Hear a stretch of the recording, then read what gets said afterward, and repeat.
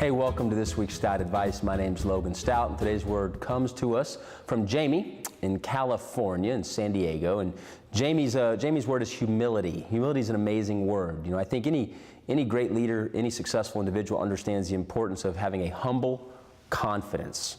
A confidence, yet knowing everything you have can be taken away in an instant. It's that humility of being grateful and thankful for what you have, being joyous for the opportunities and the blessings and the successes you've been given.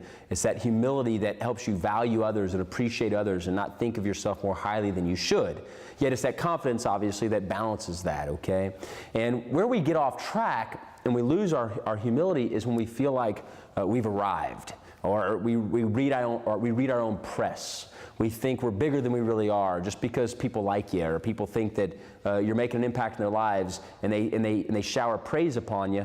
That's where that humility is so important, so you don't feel like you're bigger than everybody else in the room, if that makes sense. And so it's extremely important as we live our lives. We're laced with humility and laced with confidence. It's a balancing act because it takes confidence to be successful. It takes humility to be liked, right? No one likes an individual that is so full of themselves. It's ridiculous. And sometimes some of the most confident people can be misunderstood to the point of being arrogant. But at the end of the day, check your own heart. It's your own heart. Are your motives, are your intentions pure?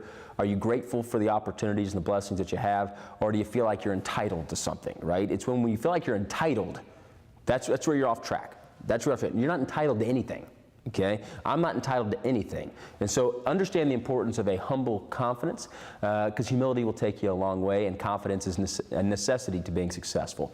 Action item number one.